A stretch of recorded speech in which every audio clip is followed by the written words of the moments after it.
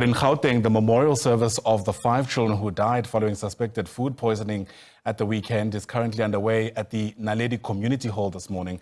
The children, aged between just 6 and 10 years, died within minutes of each other after allegedly consuming snacks that are believed to have been bought from a foreign-owned spaza shop in the area. One survivor of that tragedy, a young boy, is still fighting for his life in ICU. You can see there on our screen Puseletso Mokoena, part of our SABC news team, watching the story. He joins us now live. And Puseletso, of course, I imagine there's still a bit of singing. We were seeing visuals of the situation as it unfolds inside the venue itself. But still, so many unanswered questions around what happened.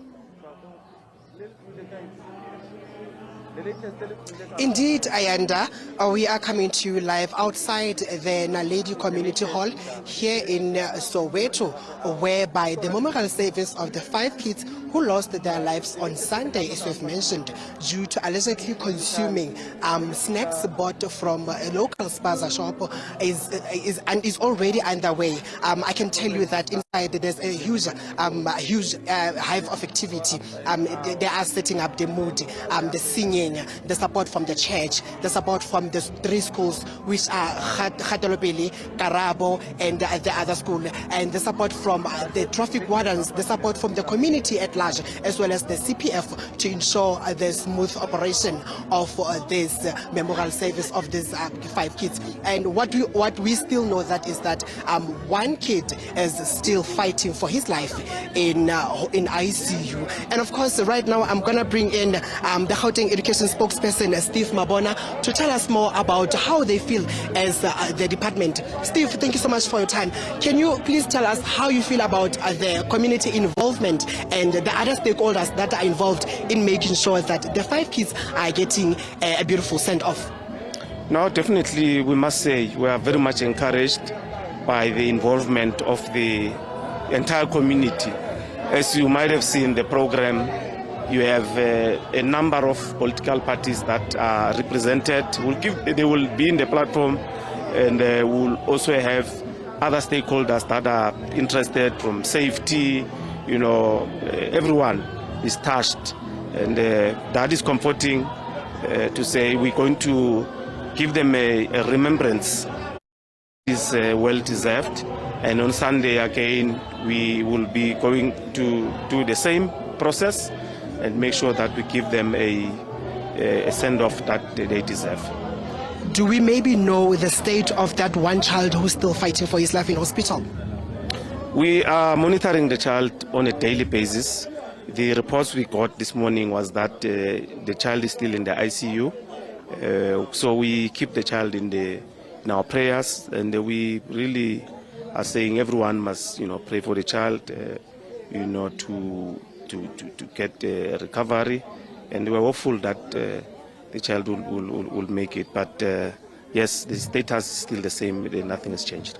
And perhaps tell us, how is the process of psychosocial support going in schools, in these 3 different schools?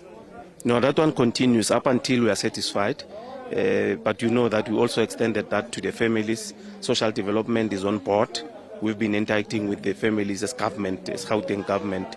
So we are quite comforted, and the process will continue. Because remember, once you have such incidences like your remembrance, some will be touched. We must then go back, and also after Sunday, the burial, we must also go back to the school, all the schools that are affected, just to make sure that they are in a state where they can continue with the process of curriculum delivery.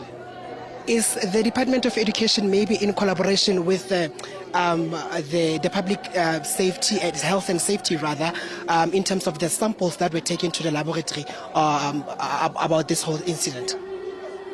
No, authorities have a responsibility to take any samples if there's a suspicion of a poisoning. I mean, like as we did with the case in Carltonville, samples were also taken there. So we'll have to wait for the necessary tests, which the results will then give you an indication on what might have transpired. So we are hopeful that the test results will then be pronounced, but that goes parallel with the investigation of the police. So they have a responsibility to make sure that they proceed with the process of investigating. Talking about the investigations of the police, do we know how far it is? No, up to so far, what we know is that the investigation continues. Steve, thank you so much for your time. Well, Ayanda, that was the Education Department spokesperson here in Gauteng, Steve Mabona, essentially telling us that the police investigations are still ongoing and the samples are still being tested at the laboratory. He also told us that the kid who is fighting for his life in hospital, in ICU, I want to put it that he is in ICU, is still, the state is still the same. And I remember at the back of my mind earlier when I was still visiting the families, talking to the Gauteng telling us that they hope that the kid makes it out alive so that he can be the lead to the investigation that is ongoing of the police. Ayanda? Absolutely, because we still don't actually know what those children ate, and there's a lot of hope that this only survivor would be able to help connect the dots, as it were. Puseletso, Mokoena, great reporting. Thanks very much indeed. Live to us there from Naledi as the memorial service for those 5 children gets underway at the local community hall.